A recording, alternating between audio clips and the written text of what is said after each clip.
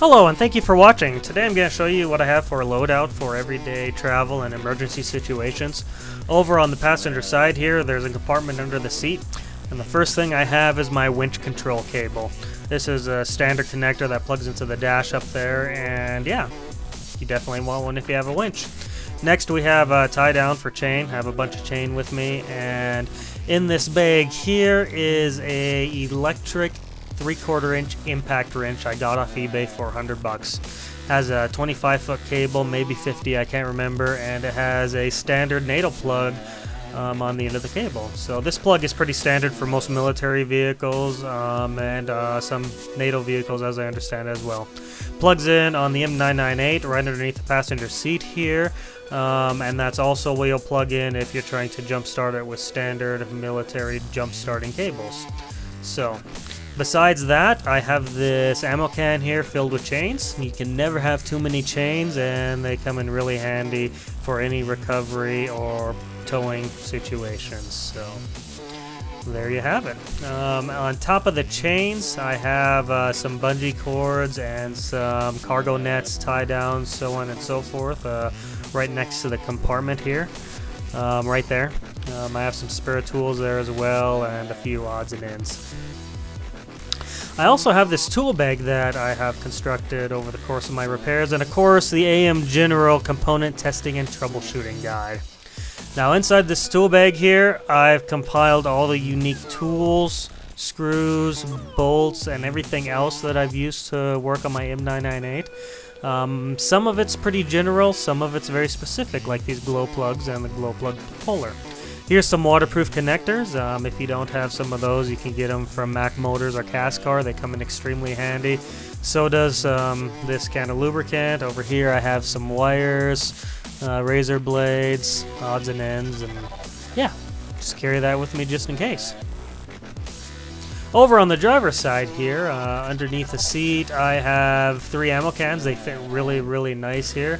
I have some sound dampener, some extra leftover stuff I just used to pack in there to keep the noise and vibration down, so we'll pull that out here in a moment. The first ammo can, of course, is my first aid can. We'll pull this over to the back here, and that way we have enough room to lay everything out. The second can here is my kind of survival emergency can, and then a can full of gloves. Now, I'm sure you noticed the bottom of the compartments were lined with chrome diamond plate. You can check my previous videos on that sound dampening method. So here in the first aid kit, I have my first aid kit, of course, and I also have some survival tabs. I found these at a gun show. They don't taste too bad, and they keep you alive. On top of that, I have some snap light sticks here. They come in really handy if you run out of batteries. And then, of course, my first aid kit here. This one's been modified with some extra bandages. I believe there's some quick clot in there and possibly an Israeli bandage. I did that just in case there's a lot of blood loss or massive trauma. So that's the first aid can. The second can here, of course, is just gloves. I like having gloves on hand. They come in really handy if you're operating the winch. That cable can be extremely sharp. Now the second can has some odds and ends, some tie downs. So this right here is a whole bunch of Velcro, which comes in handy for securing things to your vehicle. Of course, some cam straps here, which are great for motorcycles, and a ton of other uses. Looks like I have some paracable, a saw, fire starters, some more cam straps, some rubber inner tube, ear plugs, Gorilla Tape, some waterproof bags, all sorts of goodies in here. So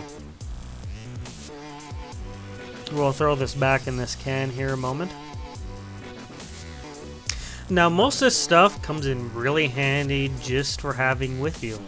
In Montana, the weather situation can change by the hour, so having all these things with you and such a diverse group of items really helps you be prepared for just about any situation. You can go from winter to spring to summer to fall and not have to switch a bunch of things around. On top of that, if you ever need to help a friend out, you most likely have what you already need. Now we're going to dig into these two crates here. Now these are particularly geared towards my bug out system. These I have cable locked in here. As you can see, I made some cables and attached it to the bed hooks right there underneath the fire extinguisher. And then for added security, I ran a strap over the top to help secure it in the event of a tip or rollover. So it kind of makes it a pain to remove here, but at the same time it keeps it secure.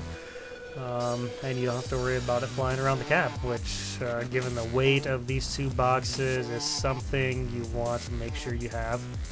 Now that I have it unlocked here, I can take the strap loose. Once I have the strap loose, we'll take it to the back there and I'll show you what I have here for more of the severe situations that may or may not happen. So this first box, this is mostly my survival gear. Now what I have here, of course, is a hat. I don't know what you call that thing, and then what I call the survival vest with a flashlight. Inside my survival vest, I have compasses, fire starters, and pretty much everything I put together years ago. That right there is some trioxane fuel, I believe it's called, for campfires and for cooking. In this pocket, it looks like I have more fuel. Also some smoke bombs and some emergency flares. This is some electrical tape and a camp stove heater. One of them little butane things or can things that you use sometimes for fondues, but they work really handy for mess kits as well.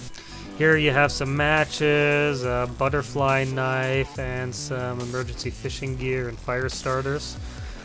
As we dig down to the bottom of this pocket, it looks like we have some steel leaders just in case. And then I have a relic from the past. It's called a film container. For younger generation, may have never seen one of these before. Inside this film container, I have a bunch of fishing gear, including some fishing line, hooks, and lead weights. Now in this pocket, it looks like I have some light sticks and some emergency towels. And then in the bottom pocket again here, in what's known as a grenade pouch, I have some more canned fuel for mess kits and for cooking. Attached to the bottom is another emergency saw. And then the second box here, now that has some of my favorite items in it.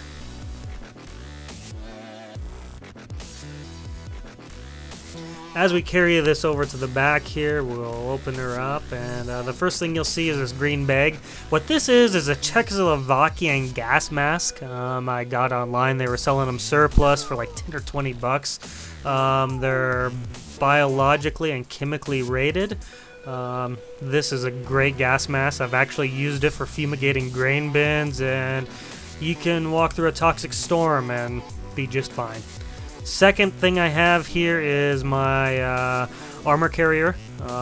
This is a vest I got for I think 40 bucks online, and then I put some AR 500 plates in here I got from LA Police Gear. Now these plates, we'll take a look at the back here.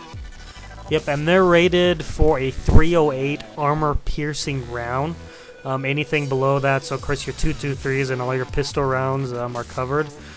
This is specifically NIJ 4 rating. So given most situations, this will protect you from anything coming towards you. This thing fits really handy in the vest here. Velcro attaches it. And then of course I have a pocket here with a flashlight. And then in my magazine carrying pouch here, once I get this flashlight put back in here, in the magazine carriers I just have a knife stuck in there for now because you can never have too many knives. So, you know, of course, if I'll actually be using that, I'll stick a couple of AK-47s or AR-15 magazines in there and I will be good to go. Now when it comes to armor piercing rounds and ballistic protection, the Hummer here itself is an excellent vehicle. The windshield there is bulletproof, and the doors, hood, and everything else, instead of being fiberglass, is Kevlar. Now this bag here is a bag I carry with me everywhere. I carry it to town, carry it to the field, and then also, you know, whatever situation arises, have it with me. First thing I have here is my concealed carry Rhino. This is a little snub-nose 357, which works great. Minimal recoil and excellent accuracy. I have some sunglasses there, so I can have some more paracords, some gloves, some goggles here in case there's a lot of dust. I have my wallet with me. That's something I always want wherever I go. Inside this pocket here, some more stuff which isn't necessarily survival, like that battery pack, Leatherman, some lens wipes, and then another multi-tool here. You know, just in case you need something. You never know what you run into, so. And then we'll put this stuff back in here a minute. Like I said, this is a bag I just carry with me everywhere. It doesn't necessarily stay with the Hummers, so there's a lot of odds and ends in here that are for convenience more than survival or preparation. Like this pocket, this has all my chargers in it and cables, and it looks like in here I should have a speed loader. No, it looks like I need to put more bullets in it, so we'll set that aside. Some micro SD card readers, odds and ends. One of my side businesses is computer work, so it's always handy to have some thumb drives with you in case you need to transfer or copy some information. In this pocket I have a hat. Like I said, in Montana, it can go from below 0 to 60 degrees in a matter of an hour or two.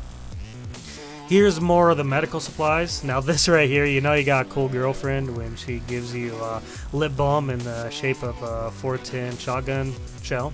In this bag I have a lot of medicines, eye drops, you know, other convenience things which I found come in really handy when you get a chunk of dirt or debris stuck in your eye, or I particularly have allergies, so I have some antihistamine in there. So we'll throw all this back in here, and then of course I'll have to go get some more bullets for my speed loader here. If you have any questions or comments, feel free to leave them in the comments section below. Any additional information, links to tools, or parts that I used will be provided in the description. Thank you very much for watching and have a wonderful day.